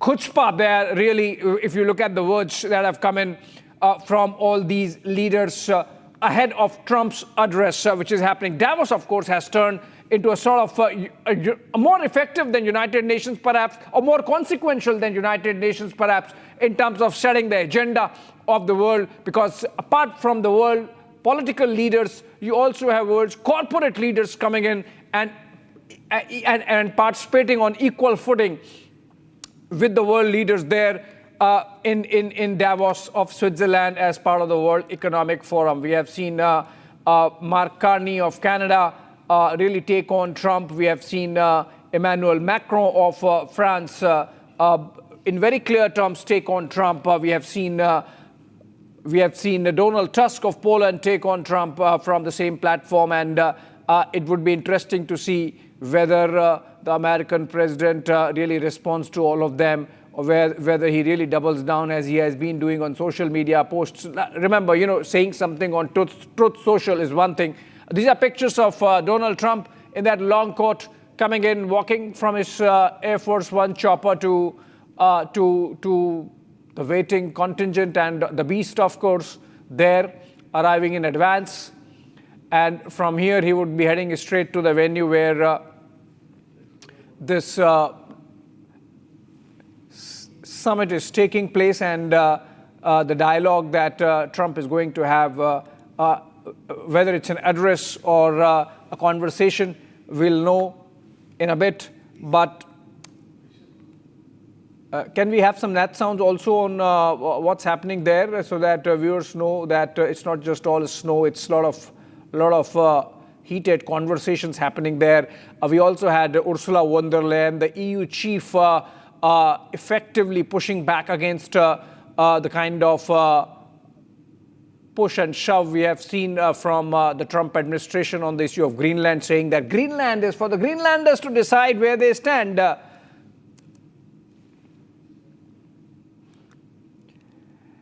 And so it basically boils down to Trump deciding or not deciding to really escalate from here on. Look at the statements that we have seen. He has said no going back on Greenland. He has, as a build-up, posted a map of the United States, which includes Canada and Greenland, apart from Venezuela, which Trump has effectively taken control of.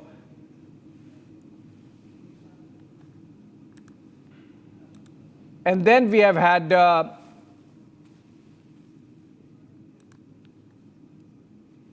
that's okay. Okay, so we are building up to that moment when Donald Trump is going to make that address at the World Economic Forum, and let's look at all that's lined up. So, for example,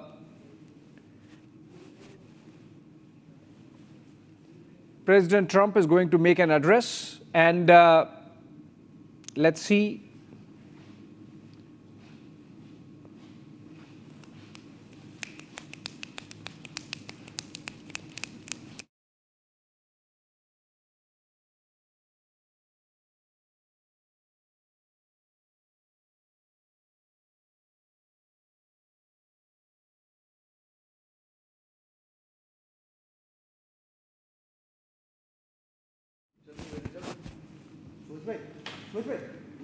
All right, we are staying with the live pictures of Donald Trump, who has just arrived in Davos after a short heli hop from Zurich, where he landed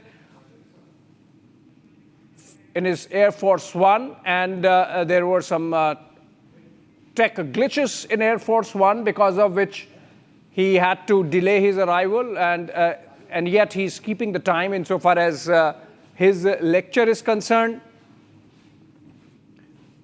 his address is concerned, his interaction is concerned. The world watching what the American president would be saying insofar as the European pushback is concerned. We have seen European leaders really go after the Americans on the issue of Greenland, really coming out strongly, stoutly in defense of Greenland and Denmark, and taking very strong positions, something which we had not seen happening for the last almost a month, since Donald Trump has really refocused all his attentions on the issue of Greenland post the Venezuela operation, where America captured Nicolas Maduro, a sitting president, and effectively took hold of a country, a sovereign country.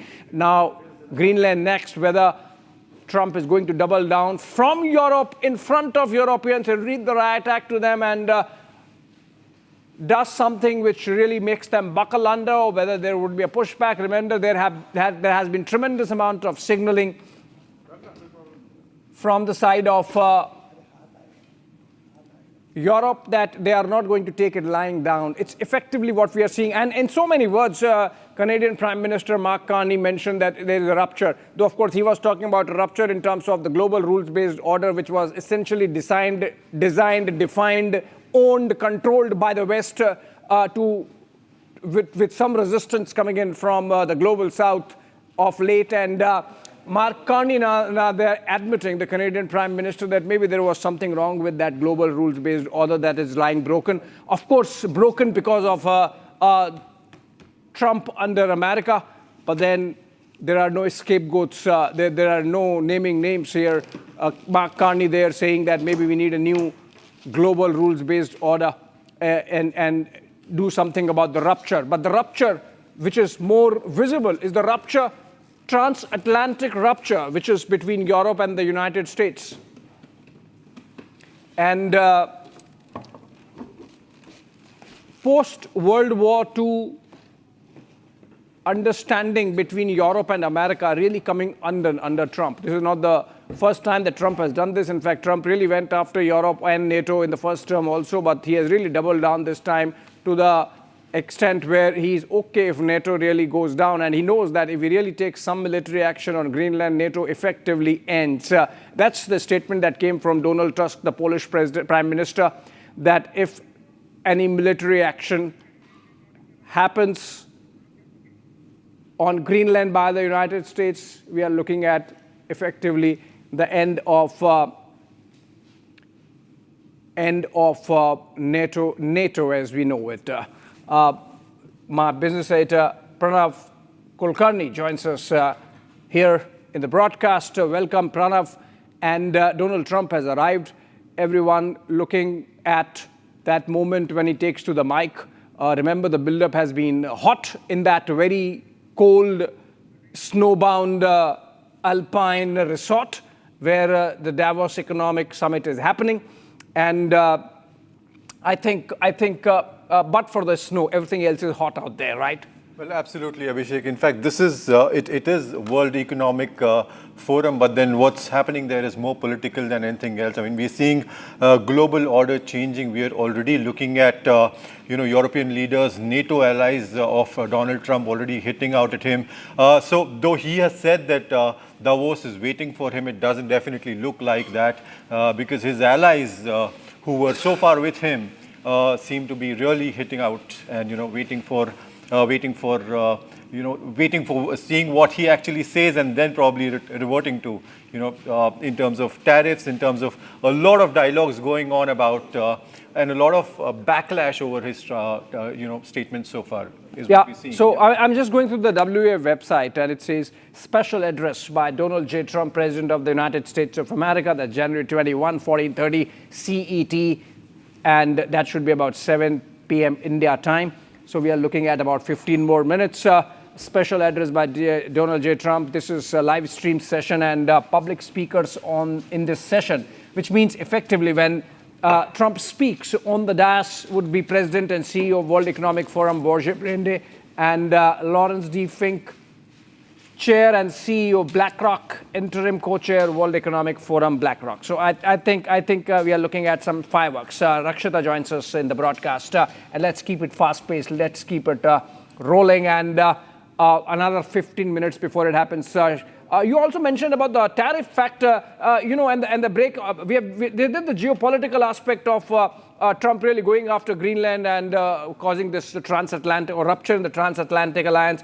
And then there is also the geo-economic issue of tariffs and the manner in which Trump has really gone after every other part of the world. I mean, take no prisoners literally with Trump. Like he goes after everyone, including in the case of latest example being Europe, where he has slapped 10% tariffs on 8 countries that sent a military expedition of 2 platoons really to Greenland. So, is tariff a weapon which, after the address that Trump makes, going to be seen as a pariah weapon and everyone else really fed up with this weapon which Trump has used of last 1 year?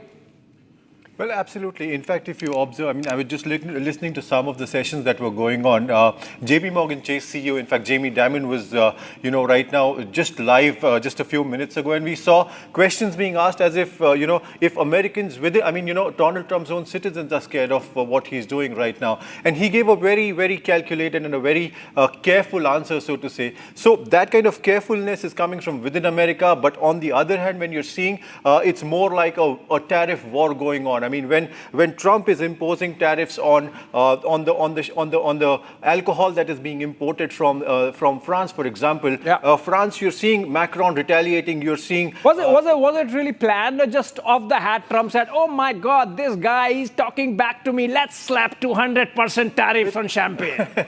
with Trump, it really becomes so difficult and so impulsive sometimes when he's just standing outside Air Force One and one reporter just asks him what. And Trump says something and then it's Scott Bessent and Howard Lutnick to mop up the mess, Absolutely. I think we have to slip in a short break, but of course this broadcast continues with Rakshita with me and Pranav in the broadcast. Let's take a break. Let's take a short break. Okay.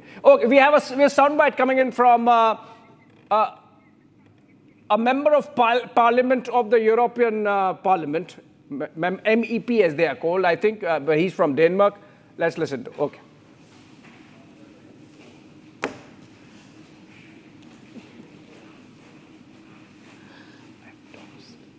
I don't have an EP.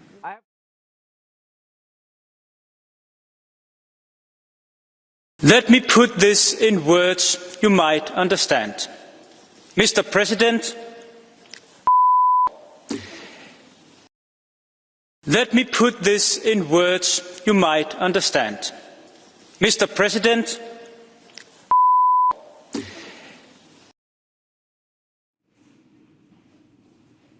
Okay, Rakshita, we slipped a short break. Coming back on the other side of this short break and continue our rolling coverage. There's a build up to President Donald J. Trump of the United States, whom a Danish MP just said FO, coming in there after a short break.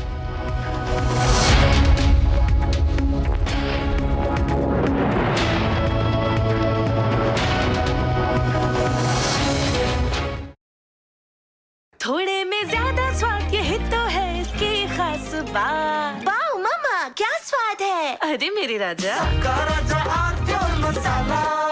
At Amity University's 2-week summer school, students of classes 9 to 12 get to explore future undergraduate programs as per their interest from over 30 disciplines. Students attend lectures by Amity University faculty, gain experience at over 400 labs and learning studios, and attend personality enhancement workshops. Register now at amity.edu/summer school. दादी के हाथों का जादू और खुशबू से महकता घर, माँ की मुस्कुराहट और खाने की सुगंध, MDH गरम मसाला, क्योंकि हर रिश्ता है स्वाद से जुड़ा। केसरिया से मन जोगी हुआ रे, दिल झूमे देखो मतवारा हुआ रे, केसरिया से मन जोगी हुआ। हर पल मनाओ केसरी त्योहार। विमल, बोलो जुबान केसरी। आर प्योर सूजी पास्ता उबालो मिलाओ और खाओ 8 मिनट में तैयार क्या टेस्ट है सबका राजा hardcore masala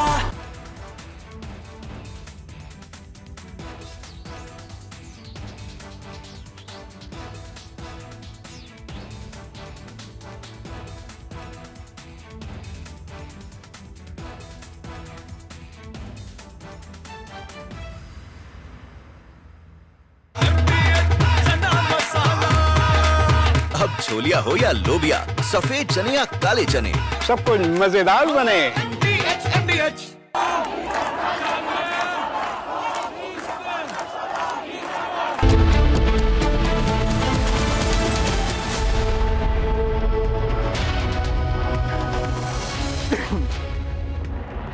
Welcome back, viewers, as we continue to build up to the much-awaited address of Donald J. Trump at Davos.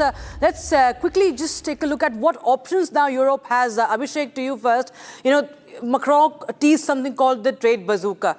You know, what option does Brussels really have, if at all they have? There are some options on, paper, something like anti-coercion tools that they have. Is there anything feasible? I'm sure they have, and the build-up has been indicative of the kind of options that Europe has. So it's not just saber rattling. So, for example, we were talking about this military expedition that NATO countries, 8 of them have sent to Greenland, which got the tariffs coming in their way, 10% of them by the Trump administration, Rakshita. And then, of course, the bazooka, which is an article within European Union where if these kind of tariffs come in, there can be a retaliatory tariff, some of which is already, I think, being imposed. And we had Ursula von der Leyen, very combative there. And most of the European leaders, I must say, have found their voice really over the last 1 week on the issue of Greenland, Pranav. And I think it would be very, very interesting whether, if Donald Trump is a bully, then whether this kind of pushback from Europe really makes the bully pull back or no. And that would be very interesting. Well, absolutely. In fact, if you observe, it was Ursula who yesterday said that Europe needs to be independent. That's point number one. And point number two, what she spoke about was that it's signing a mother of all deals with a region that is growing fast. So this is probably the first time that the European Union leaders are accepting that the real power doesn't exist. The real power centers do not exist west of the globe, but instead in Asia and India and China being, the emerging powers, so to say. Yeah, absolutely. I mean, we mentioned China and India. We have had German Chancellor Friedrich Merz coming to India just last week. We had Mark Carney, the Canadian Prime Minister in Beijing just 3 days back. We have Keir Starmer, the UK Prime Minister, visiting China, Beijing next week. So I think there is, we had Macron in Davos mention that we really need to engage with China more. So I think there is very strong pushback coming in from Europe and strong message that if the United States continue the path that it has under Trump, then we are afraid that the Transatlantic alliance, which shaped up post-World War II, is effectively seeing the end of its, maybe seeing its last days. Absolutely. One of the European leaders I recollect just said, I think yesterday, that if we are not at the table, we are on the menu. So it's a threat for everybody that I think Europe, recognizes what Donald Trump has been doing, and it sends out a broader signal. Of course, that is also important to highlight what, in fact, Emmanuel Macron had said as we continue to build up to Donald Trump. Please just take a look at Macron with his goggles there, much viral speech there. What did he have to say? The message that he sent out from the allies to Donald Trump. But what we need is more Chinese foreign direct investment in Europe in some key sectors to contribute to our growth, to transfer some technologies, and not just to export towards Europe some devices or products which sometimes don't have the same standards or are much more subsidized as the one being produced in Europe. It's not being protectionist, it's just restoring this level playing field and protecting our industry. But what we need is more Chinese foreign direct investment in Europe in some key sectors to contribute to our growth, to transfer some technologies, and not just to export towards Europe some devices or products which sometimes don't have the same standards or are much more subsidized as the one being produced in Europe. It's not being protectionist, it's just restoring this level playing field and protecting our industry. I think with those sunglasses, Rakshita, Macron is also sending a message, eye for an eye or an eye for an sty? Eye for an sty, maybe. More than what meets the eye. More than what meets the eye, yes. But, in the similar vein, we had Ursula von der Leyen, while she spoke about mother of all deals in the context of India, and she's coming there to New Delhi just 2 days later, but also that on the issue of Greenland, Europe stands united. Listen to her. And right after Davos, the next weekend, I will travel to India. There's still work to do, but we are on the cusp of a historic trade agreement. Indeed, some call it the mother of all deals. One that would create a market of 2 billion people, accounting for almost a quarter of global GDP. And crucially, that would provide a first-mover advantage for Europe, with one of the world's fastest growing and most dynamic continents. Europe wants to do business with the growth centers of today and the economic powerhouses of this century, from Latin America to the Indo-Pacific and far beyond. Europe will always choose the world, and the world is ready to choose Europe.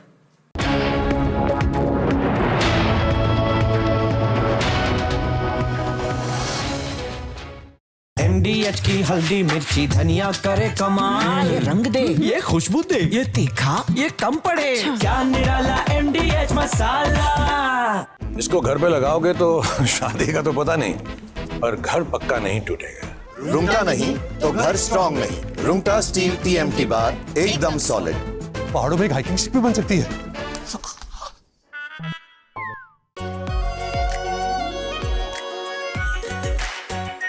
Are pure shahi paneer masala, delicious, healthy, everyday. केसरिया से मन जोगी हुआ रे, दिल झूमे देखो मतवारा हुआ रे। केसरिया से मन जोगी हुआ। हर पल मनाओ केसरी त्योहार। विमल, बोलो जुबान केसरी। MDH की देगी मिर्च, देगी मिर्च का तड़का, अंग अंग फड़का। MDH की देगी मिर्च।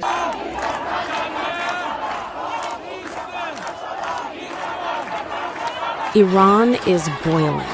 Iranians are protesting against the Khamenei regime.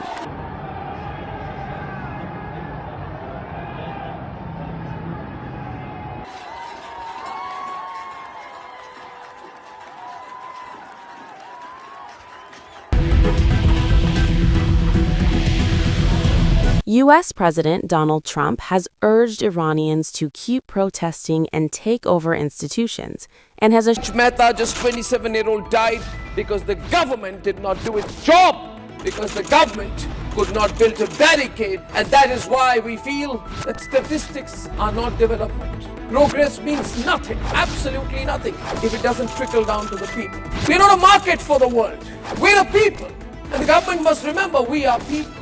And progress means something only and only and only if it is progress for the people.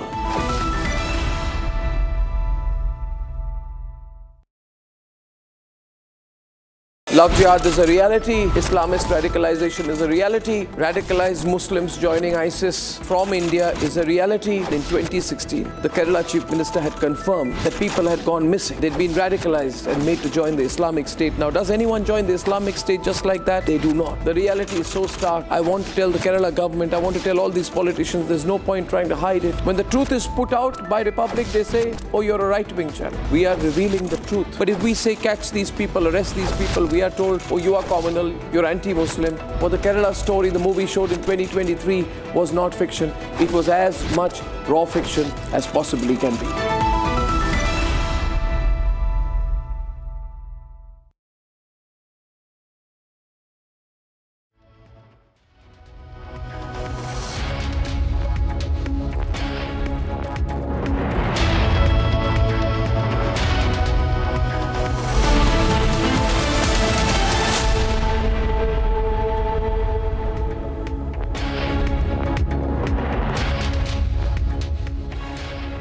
right, welcome back, friends. As Pranav Kulkarni, our business editor, and Ishita joins me in this broadcast, we are building up to the address of US President Donald Trump at the World Economic Forum in Davos. Not just us, in fact. Pranav wouldn't say the whole world is watching, looking at what Trump is going to say. Is he going to declare war on Greenland or Denmark or NATO? Right? He's just stopped short of that. In fact, whatever he's been saying has already outraged his allies, including the NATO members. This is the first time probably in the recent history over a few decades that we're seeing the rest of the West of the West actually putting up a brave face against Trump and saying that, no, we will not tolerate the tariff bullying, so to say, that's been going on. So, yeah, they're putting up a brave face for sure, but are they being brave enough is the question, Ishita. I think the world would want to know. I don't think they're being brave enough at all. They're sort of giving in to the pressure that's coming in from Donald Trump, wherein his foreign policy, he used tariffs as a tool of his economic policy, and that has been the case ever since he came to White House. And we have seen, European allies sort of giving in to that pressure. We'll have to see how they react to, because, Denmark and Greenland could be when they, actually break their patience that they have been holding for so far. Yeah, absolutely. And Pranav, there are so many wars going on. 8, Donald Trump has stopped. He claims, including India, Pakistan, but he couldn't stop the Ukraine war. He could be starting a war in Greenland on the western flank of Europe, and the Middle East is still in chaos, and he could be starting a war in Iran. But interestingly, since we're talking about WEF and Davos, and Trump is going to speak there, the global risks report that WEF brings every year. It's very interesting that this time the risk number 1 on the report, in the report, is about geoeconomic tensions, geoeconomic confrontation, which means WEF, while very smartly they invited Donald Trump, they have center stage the issue of the tariff wars that Trump has launched. Do you think Trump, apart from Greenland, would also respond to some of the concerns of the world on what exactly he is doing?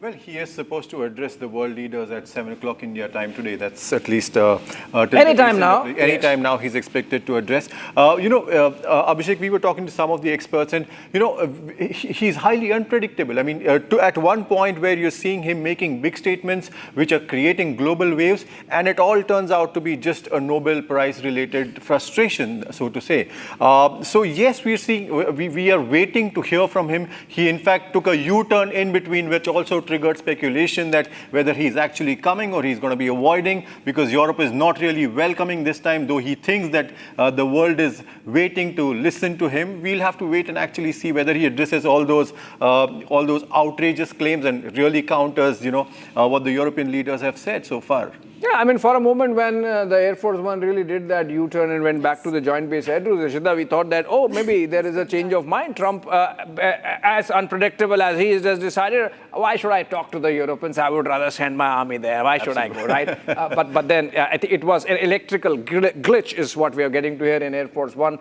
which was corrected, and he flew back. And he's landed at Zurich and then onwards to heli-hop to Davos. And I'm told it takes about half an hour, 20 minutes. That's what has happened. He's there. He's in long court there. One more issue, which is of semantics, is of the kind of hectoring tone the Americans have had of late toward the Europeans. This is the first time, Ishita, we have seen the Europeans talking back at Trump or the Americans. Absolutely. Including that Danish MP who actually asked Trump to get lost effectively. Now, the sentiments are really high and the tempers are running high, at least in Denmark. But the manner in which other leaders have spoken, including Macron of France and Starmer of the United Kingdom and Tusk of Poland, including Merz, though he has not participated in the forum, but he's not, because I think he's also made statements to the effect that Europe needs to really stand up to the kind of bullying we have seen. Ursula von der Leyen, effectively entire European leadership. Do you think everything ready? These are the teleprompters are there and the speech is loaded. Ishita, you think Trump is going to respond to those that semantic pushback that has come from Europe finally? Certainly, Trump is going to give back to European allies. You know, with Donald Trump, as he mentioned as well, he's very unpredictable. So, okay, let's listen to that. Some action happening, announcement being made, I believe. That's the WEF president, Borje Brande. Listen to him. In the last quarter century, a sitting president of the United States has come to Davos only twice. Both times it was Donald Trump. So when I asked to serve in this new role that I have, he was one of the first leaders I called and invited to return. I first met the president about 25 years ago, but I worked most closely with him during the early months of COVID. This was March 2020. Markets were under extreme stress. Some economists were warning we could be headed towards a second Great Depression. What stood out to me during the extraordinary period was a president's willingness to bring together people from governments, from business, across institutions, across perspective, to think differently, and importantly, to act decisively. That instinct to act, especially in pivotal moments, is one reason I think he values the World Economic Forum. It is a unique institution that brings together the largest combination of government officials, business leaders, technology leaders, civil society and NGO leaders, anywhere in the world for a genuine dialogue.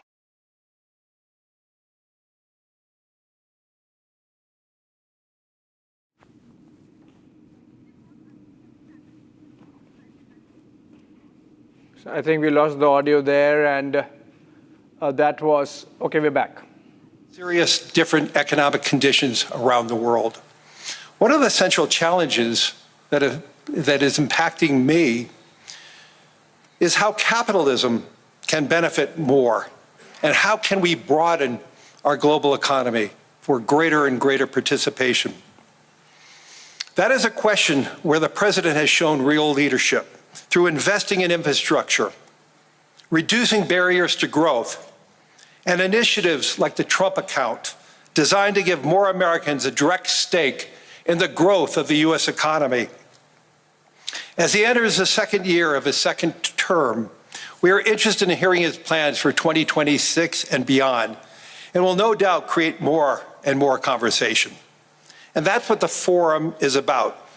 A serious conversation in the spirit of dialogue. Discussions where the world is headed, where are we going? And these discussions would be incomplete without the President of the United States, the most important leader in the world. We appreciate him here, so let me introduce and welcome back to Davos the President of the United States, Donald J. Trump.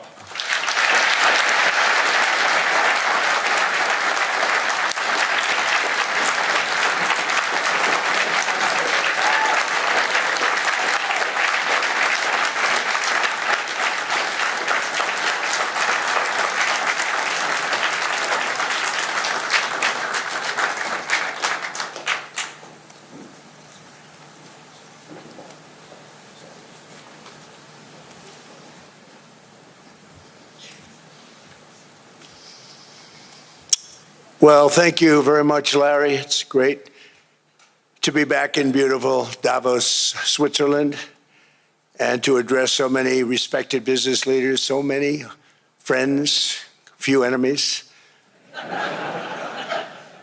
and all of the distinguished guests. It's a who's who, I will say that. I've come to this year's World Economic Forum with truly phenomenal news from America. Yesterday marked the one-year anniversary of my inauguration, and today, after 12 months back in the White House, our economy is booming, growth is exploding, productivity is surging, investment is soaring, incomes are rising, Inflation has been defeated. Our previously open and dangerous border is closed and virtually impenetrable. And the United States is in the midst